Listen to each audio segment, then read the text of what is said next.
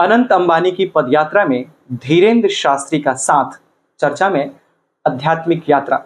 नमस्कार, आप देख रहे हैं LNV मीडिया और मैं हूं आपके साथ प्रतीक दुबे। आज की दिलचस्प खबर, अनंत अंबानी की पदयात्रा में धीरेन्द्र शास्त्री का साथ, भक्ति और आस्था का अद्भुत संगम। मुकेश अंबानी के छोटे बेटे अनंत अंबानी ने अपने 30वें जन्मदिन को कुछ अलग, कुछ आध्यात्मिक अंदाज में मनाने का फैसला लिया है।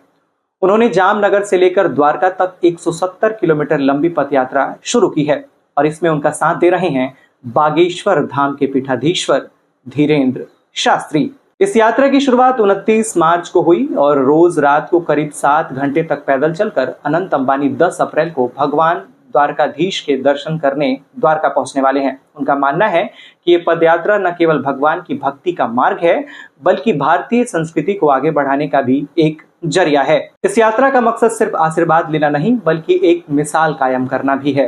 अनंत अंबानी ने साफ कहा, मैं युवाओं को सनातन धर्म से जोड़ना चाहता हूं और ये यात्रा मेरा संकल्प है। उन्होंने संदेश दिया कि आधुनिक जीवन शैली के साथ भी आध्यात्मिकता को जिया जा सकता है। ये पदयात्रा एक तरह से धार्मिक अनुष्ठान है, लेकिन साथ ही सामाजिक चेतना का भी प्रतीक बन चुकी है। जब धीरेन्द्र शास्त्री जैसे लोकप्रिय आध्यात्मिक गुरु इसमें नंगे पांव शामिल होते हैं तो ये यात्रा एक जन आंदोलन जैसी दिखाई देने लगती है। अब सवाल उठता है, कहां से कहां तक जा रहे हैं अनंत अंबानी? तो आपको बता दें कि यह यात्रा गुजरात के जामनगर से शुरू होकर भगवान कृष्ण की नगरी द्वारका तक जाएगी और कुल मिलाकर यह दूरी है करीब 170 किलोमीटर। ये कोई साधारण यात्रा नहीं है। अनंत अंबानी 29 मार्च को निकले थे इस आध्यात्मिक सफर पर और रोज रात को लगभग 7 घंटे पैदल चलकर 10 से 20 किलोमीटर की दूरी तय कर रहे हैं। एक रिपोर्ट के मुताबिक यात्रा के 5वें दिन वो करीब 60 किलोमीटर की दूरी तय कर चुके थे और अब उनका लक्ष्य है 10 अप्रैल को अपने 30वें जन्मदिन पर द्वारकाधीश मंदिर पहुंचकर भगवान के दर्शन करना। लेकिन इस यात्रा की खास बात सिर्फ दूरी नहीं, ये यात्रा है आस्था, अनुशासन और समर्पण की।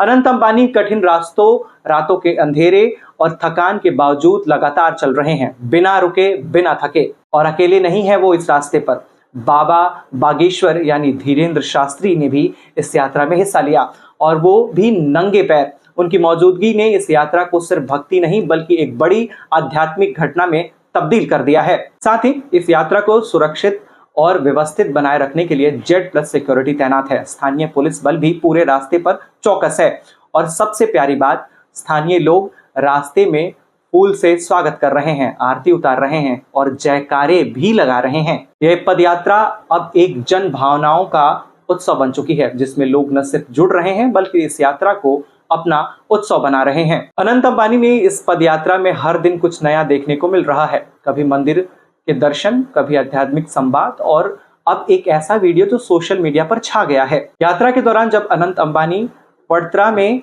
विश्वनाथ वेद संस्कृत पाठशाला में पहुंचे तो वहां के ऋषि कुमारों ने संस्कृत श्लोकों के साथ उनका स्वागत किया।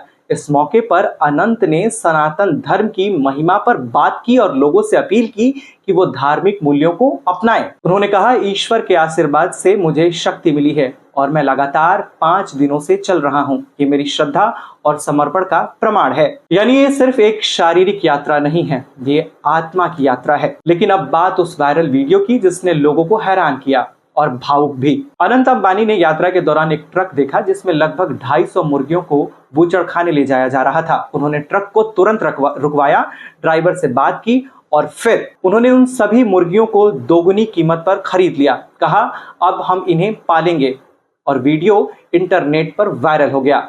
लोग कह रहे हैं, ये है असली करुणा और धर्म। यूजर्स ने उन्हें पशु प्रेमी, सच्चा सनातनी और दयालु मानव जैसे तमगे दिए हैं। हालांकि कुछ लोग ये भी कह रहे हैं कि मुर्गियों को जंगल में छोड़ना पर्यावरणीय दृष्टिकोण से सही नहीं है। उनका मानना है कि इससे जंगल का इकोसिस्टम बिगड़ सकता है। तो जहां एक और ये कदम पशु करुणा का उदाहरण बना, वहीं इस पर विवाद भी शुरू हो गया है। अनंत अंबानी की इस आध्यात्मिक यात्रा को खास बना दिया है एक नाम ने, बाबा बागेश्वर यानी धीरेन्द्र शास्त्री। धीरेन्द्र शास्त्री जो कि देश भर में हिंदू धर्म और सनातन धर्म के प्रचार के लिए जाने जाते हैं, अब इस पदयात्रा का हिस्सा हैं। हालांकि ये साफ नहीं है कि उन्होंने यात्रा में क्यों भाग लिया, लेकिन लोग उन्हें जानते हैं। उन्हें ये हैरानी की बात नहीं लग रही है। धीरेंद्र शास्त्री सनातन धर्म को पुनर्जीवित करने की मुहिम में वर्षों से लगे हैं। उनकी उपस्थिति से ये यात्रा सिर्फ एक आस्था की यात्रा नहीं बल्कि एक धार्मिक संदेश भी बन गई है। उनका अनंत अंबानी के साथ नंगे पैर चलना एक मजबूत संदेश देता है। धर्म का रास्ता कोई अकेले नहीं चलता, साथ चलने वाले मिले तो यात्रा और भी पवित्र हो जाती है।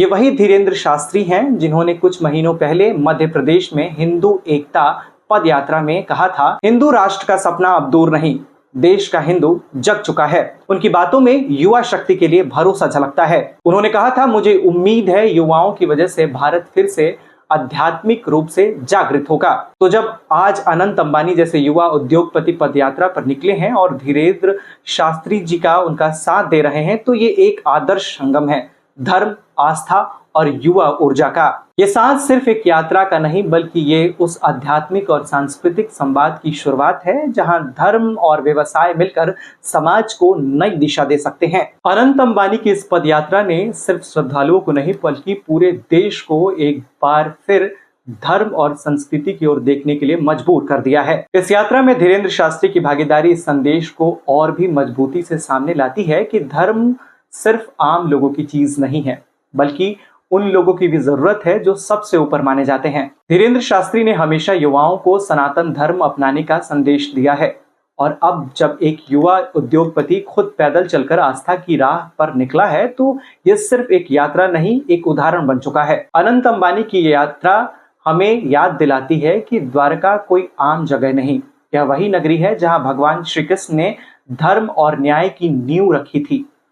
और जब कोई युवा 170 किलोमीटर पैदल चलकर उस नगरी तक पहुंच जाता है तो ये संदेश देता है कि धर्म आज भी जीवित है, आस्था आज भी चल रही है और वो भी तेज कदमों से। यह यात्रा उन युवाओं के लिए भी जवाब है जो सोचते हैं कि धार्मिकता और आधुनिकता एक साथ नहीं चल सकते। अनंत अंबानी ने खुद कहा, अगर ईश्वर हैं तो चिंता करने की कोई आवश्यकता नहीं, युवाओं को सनातन धर्म अपनाना चाहिए, ईश्वर में विश्वास रखना चाहिए। उनका ये बयान सिर्फ शब्द नहीं, एक प्रेरणा है, एक दिशा है जिसमें युवा अपनी पहचान और संस्कृति खोज सकते हैं। तो ये यात्रा अनंत अंबानी की आस्था की हो सकती है लेकिन इसका असर पूरे समाज पर है। एक संदेश जो साफ है, धर्म कोई पिछली चीज नहीं, ये आज की जरूरत है। जैसे जैसे अनंत अंबानी की पदयात्रा आगे बढ़ी वैसे वैसे इसने जनता और मीडिया दोनों की नजरें अपनी ओर खींच ली। देश के कई बड़े media house, India today, Republic TV और सोशल मीडिया प्लेटफॉर्म्स सबने इस यात्रा को न सिर्फ कवर किया बल्कि इसे एक विशेष महत्व की घटना बताया। मीडिया का फोकस सिर्फ अनंत अंबानी के चलने पर नहीं था बल्कि इस बात पर भी था कि युवा उद्योगपति सनातन धर्म का संदेश लेकर निकल पड़ा है और युवाओं को अपनी जड़ों से जोड़ने की बात कर रहा है। लोगों की भी प्रतिक्रियाएं साफ रहीं। कई लोगों ने इसे धार्मिक जागरूकता की एक नई शुरुआत बताया। विशेषकर धार्मिक और आध्यात्मिक वर्गों में से इसे एक प्रेरक उदाहरण के तौर पर देखा जा रहा है। लेकिन इस यात्रा को आसान समझना भूल होगी। 170 किलोमीटर की यात्रा, वो भी रात में चलकर, हर दिन 10 से 20 किलोमीटर तक। ये काम सिर्फ पैरों से नहीं, इच्छा शक्ति और विश्वास से पूरा होता है। इस यात्रा के दौरान Z+ सुरक्षा, स्थानीय पुलिस और मेडिकल टीमें लगातार तैनात रहीं ताकि किसी भी आपात स्थिति से निपटा जा सके। जहां जहां से अनंत अंबानी की पदयात्रा गुजरी वहां के स्थानीय लोग और धार्मिक संस्थाएं खुद आगे बढ़कर स्वागत करती रहीं। वडोदरा में जब वेद पाठशाला पहुंचे तो ऋषि कुमारों ने संस्कृत श्लोकों से स्वागत किया। एक ऐसा दृश्य जो बता रहा था कि यह यात्रा सिर्फ अनंत अंबानी की नहीं बल्कि सामूहिक श्रद्धा और परंपरा की यात्रा बन चुकी है। तो ये थी वो झलकियां जहां आस्था, समाज और मीडिया एक साथ जुड़े, जहां एक यात्रा ने हजारों लोगों को जोड़ दिया और धर्म सिर्फ मंदिर तक सीमित नहीं रहा बल्कि सड़क से दिलों तक पहुंच गया। जामनगर से द्वारका तक की 170 किलोमीटर की लंबी ये पदयात्रा सिर्फ एक पदयात्रा नहीं थी बल्कि एक धार्मिक संकल्प, एक आध्यात्मिक प्रेरणा और एक सांस्कृतिक संदेश था। 29 मार्च को शुरू हुई यह यात्रा अब 10 अप्रैल को अनंत अंबानी के 30वें जन्मदिन से पहले द्वारकाधीश मंदिर के दर्शन के साथ पूर्णता की ओर बढ़ रही है। इस यात्रा ने कई सवालों के जवाब दिए। क्या आध्यात्मिकता आज भी प्रासंगिक है?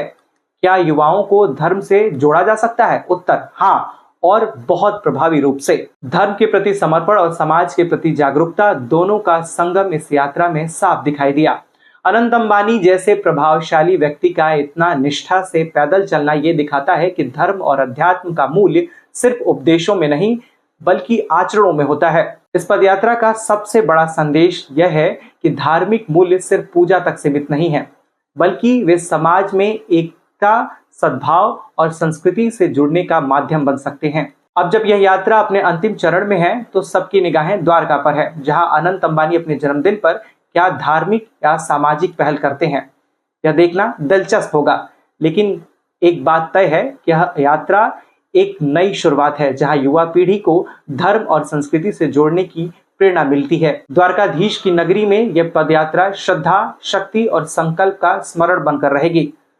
अगर आप मानते हैं कि धर्म और आध्यात्मिकता आज भी युवाओं के जीवन में एक अहम भूमिका निभा सकते हैं, तो इस वीडियो को शेयर करें, अपनी राय कमेंट में बताएं और चैनल को सब्सक्राइब करना ना भूलें, क्योंकि ऐसी यात्राएं सिर्फ देखने के लिए नहीं होती बल्कि सोचने और सीखने के लिए भी होती हैं। धन्यवाद।